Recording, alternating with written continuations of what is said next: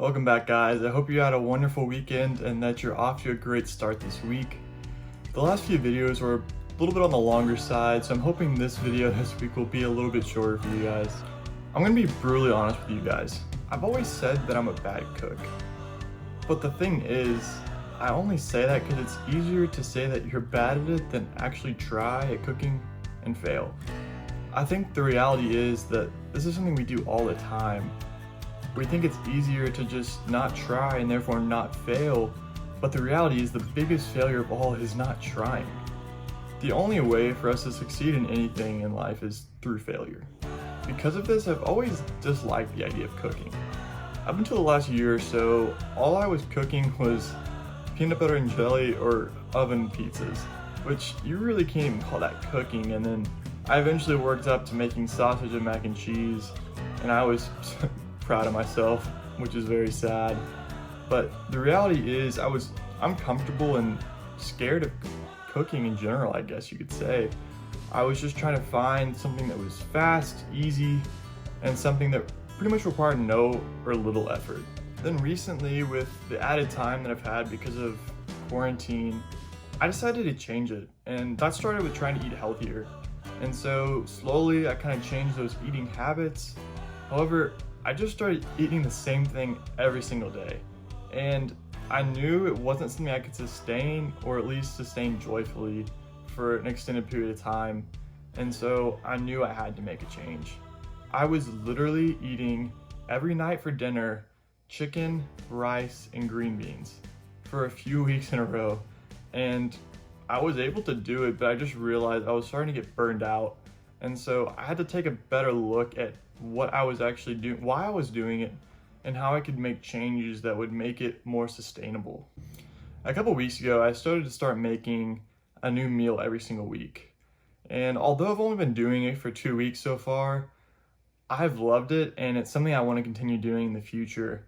And it's been really cool because I think it's really proven some things to me and really changed a lot of biases I had about cooking and myself relating to cooking.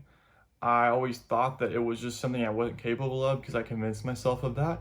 I just never tried. And then once I started trying, it's opened up a whole new world to me, a whole new skill that I didn't think I was capable of and didn't ever expect to have the desire to do so.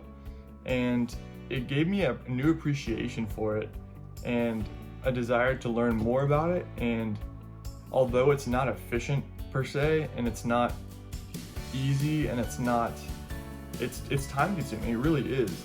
But I realized that I actually got a lot of value from it. And I think a lot of times, and I get into this mode a lot, is we just desire to cut so much things, cut time as much as we can. But you need to save time for those things that you value. And it's gonna be different for everyone. And you may not actually know what you value because you're skimping on your time as much as possible to fill it with what? That's the thing.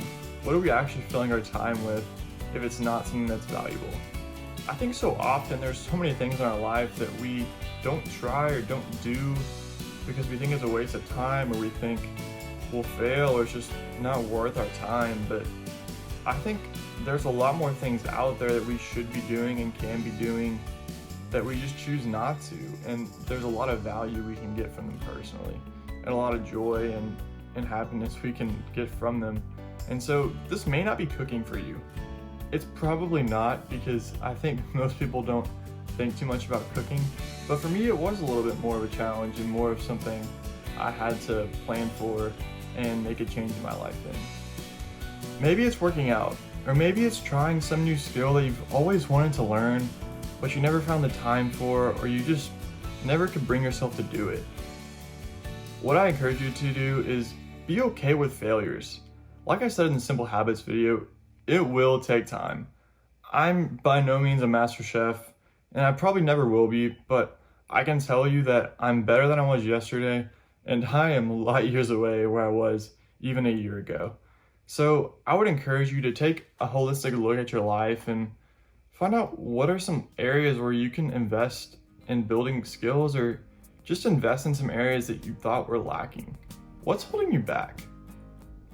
I'm gonna guess that it's really only you. we have such a limited control, and then there's an influence outside of us that we can't control. But we're so focused on things that we can't control and make excuses because of this or that or whatever. But the reality is there is a portion we can control, and no matter what's happening on the outside and what's happening to us, we can always choose how we respond, and we can always choose what we do. We can't control others, we can't control our circumstances, but that should not pinhole you. That should not stop you from doing certain things because you're afraid you're gonna fail and people will see that, or you're just afraid of what other people think about it. It doesn't matter. You have the choice to ignore those things or to accept them and let them affect you, but they really don't have to, and they really shouldn't. So I encourage you, once again, to step out of your comfort zone and find something that you've been afraid to do or even didn't even know you were afraid to do. I just encourage you to take the next step. Once again, guys, I really appreciate you watching this video this week, and I encourage you to subscribe to see more content like that video below so other people can see it, and hit me up with any comments of things you want to see in the future or just any tips that you have for me as a YouTuber. I appreciate y'all watching, and it means a lot to me personally having that viewership, and I look forward to seeing you all next week. Thanks, guys.